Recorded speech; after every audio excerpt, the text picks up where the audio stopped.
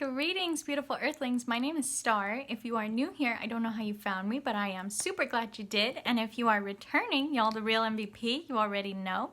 So again, I'm gonna say this, I do have landscapers outside, so I really apologize if you guys hear any noise. I don't think you can, but I can, so it's like distracting to me, that's why I say that.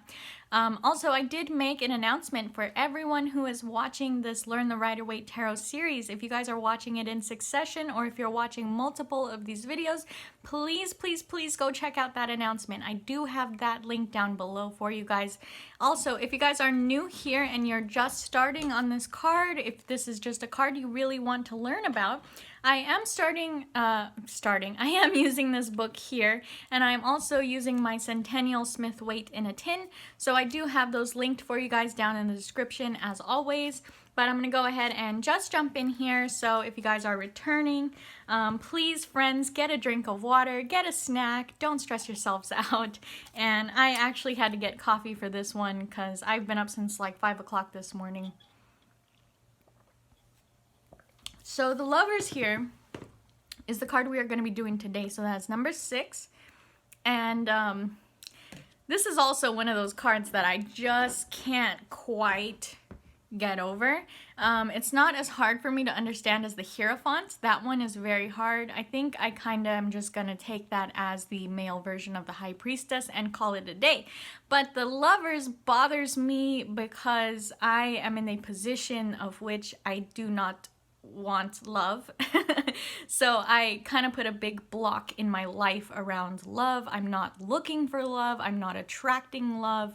Let me specify that. I'm not attracting a counterpart, like a relationship. So I do attract love because everything is love and you have to love everyone and yourself, but I'm not attracting a counterpart. So that's why the Lovers is kind of one of these cards where I have a block in front of it, where I see it in readings and I don't want it. And that's what my brain automatically does, is I don't want it. If you guys saw my Meet My Tarot Decks videos, where the Lovers and the Knight of Cups came up, I immediately was like, I don't want it, because that's what my brain does. So this is one of those cards where I understand it using the keywords, using the meaning, but I don't resonate with it. So I haven't really said that much. I know you guys, if you have seen my Hierophant video, you'll see where I said I don't understand that card. This is different with the Lovers. I do understand it, I just don't resonate with it. So I have a block in front of that card. So I don't know if anybody else has those problems. When they see a certain card, they just don't resonate with it and they don't understand it because they don't resonate with it. So I want to make that clear that that happens. It's totally okay, it's a thing. So let me get some more coffee. Okay, so here's the card if you guys do not have a Rider Waite Tarot and you have not seen this imagery. So go ahead and take a good look here at the Lovers. And I'm going to read to you the whole beginning part of it because I really want to do a video about Christianity in this tarot deck series because good grief, you guys. If you have been watching these in succession, you know there's a lot of religious imagery in this deck. So a lot of Catholicism and Christianity represented in this deck, and the Lovers is no different. So if you guys take a good look there, what does that look like to you if you were an old-timey religious person? Don't that look like Adam and Eve there? That's because it is. So the Lovers, at the beginning of this little chunk here, it says, many people know the story of Adam and Eve's expulsion from paradise, but its counterpart is less well known. The Bible and other traditions also tell of the return to paradise of eternal life, which begins on the Day of Judgment. Well, when is the Day of Judgment? Today, of course. So I just thought that was a little fun fact for you guys there. It's very Adam and Eve imagery. I don't know why it says its counterpart is less well known and then doesn't talk about the counterpart, so take that with a grain of salt, as always. And let's go ahead and talk about these different types of readings you can get for the Lovers. So, here's that card again. I'm gonna hold it like Yugi while we're just talking about the the readings. So if you get this card in a spiritual reading, it means the sun's rays disperse the shadow. Has nothing to do with lovers, but okay. So if you get this as the card of the day, it means love yourself and then you can marry anybody, which is so cute. Which is, it's true, you gotta know yourself, you gotta find yourself, and you gotta learn to love yourself before you can accept love from anybody. But I just thought that was so funny. It's like, then you can marry anybody. So if you get the Lover's card in a love reading, it means, in the end, love becomes emancipated from its traditional roles in relationships and the family and returns to what it always was, the new paradise. And if you get the Lovers in a success and happiness reading, it means love begins and stays through common creations. Without added value, i.e. something productive, which arises out of it, a relationship cannot last for very long. So I just realized I didn't tell you guys the keywords of this. So the keywords of the Lovers upright is partnerships, union, and duality. And the keywords for the Lovers reversed are loss of balance, disharmony, and one-sidedness. So you will hear a lot of tarot readers talking about the Lovers as a soulmate card, as a twin flame card, and that is because there is only one indicator of a twin flame relationship in the deck, and it is this card, upright. Upright. Not reversed, not sideways. Upright. That is a twin flame connection card. It also comes in lots of different readings, so you have to take that as it resonates with the reading and with the energy of the reading.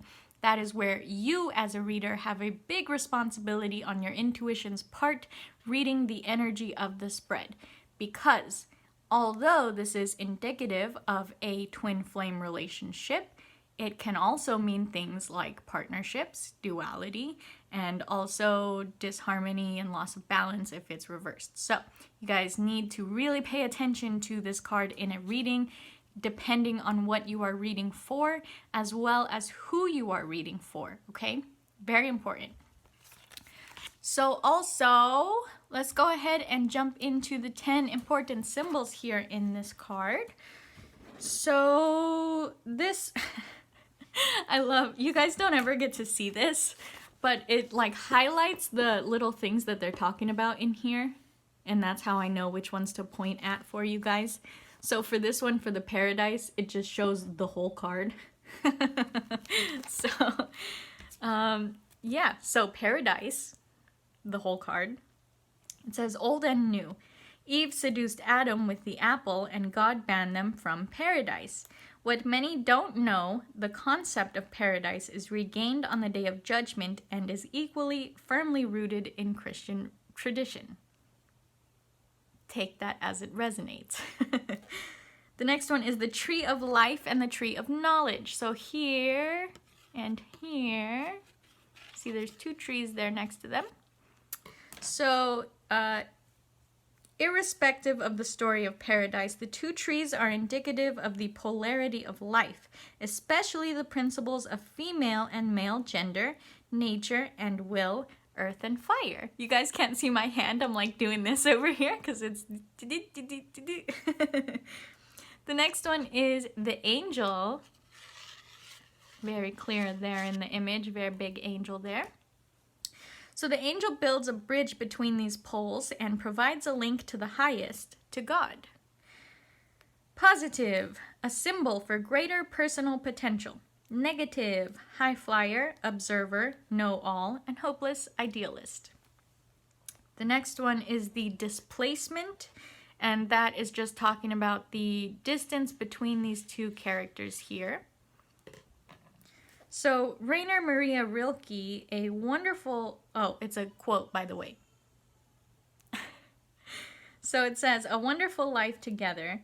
If people could appreciate the distance between themselves, they would be able to see each other wholly and in front of the backdrop of the wide heavens. Which is really cute for that one. I love Rainer Maria Rilke. The next one is the nakedness. I don't think I need to point to that, you guys. They're naked. So negative connotation here says lack of shame, shamelessness, and crudity. And the positive is openness, honesty, and last but not least, eroticism and lust. The card number 6 is also the main tarot card for sexuality. Okay, I don't think so, and I don't think any other tarot reader will ever take this card as sexuality, but I can see it. I guess it makes sense. So the next one, sorry, I had to really get all up in that. Okay, so this is really hard to see, but the cloud, oh, I guess it's easier on the card, huh?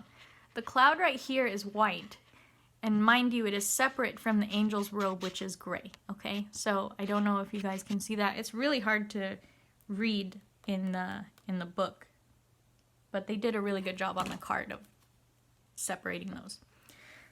So the cloud and the angel are like an intermediate instance between the sun and the lovers. The grayer the cloud is, the less one can see through it, and the more the two lovers below are standing in the shadows.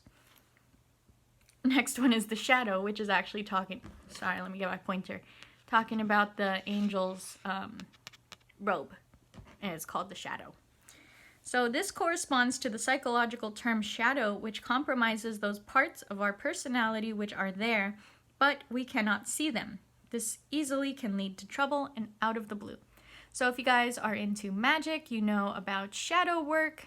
That's a thing. It is the side of you that you don't pay attention to, all the bad things about yourself that you are hiding from, things like that. It's your shadow side. So that's what that shadow is. It's hiding them from themselves, their own personality, and that's what it's talking about. So the next one is the sun, which is very clear right here. Sunny sky, big sun. So positive meaning is that the angel connects the humans with the highest. The negative meaning is that with the cloud, the angel forms a barrier between the humans and the sun through unclear ideals, great thoughts, obscure aims.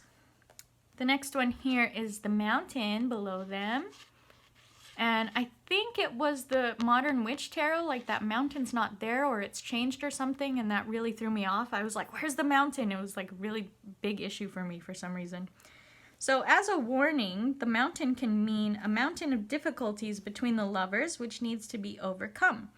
In a positive sense, it can be a sign of their common high point of experiences of being on top of the world. And the last one here is the snake that is wrapped around this tree. There you go, that guy there.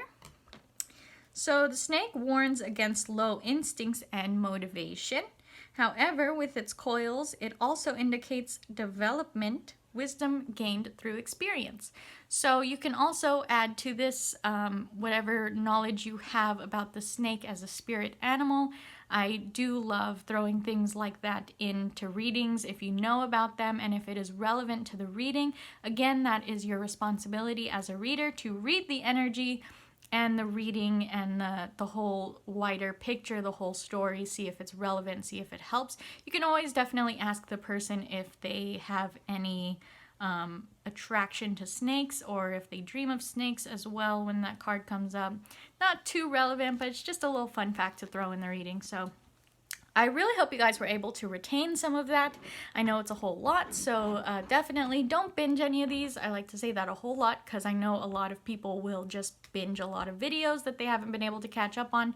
So I am going to be filming the next one, hopefully the next two. I really want to get to the strength card because the strength card is one of my favorites because it's super weird.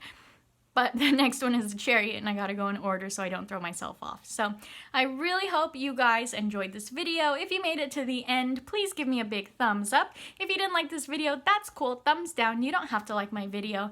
And I really hope you guys have a beautiful, wonderful day wherever you are when this video reaches you, my friends. And I can't wait to see you in the next one. Namaste.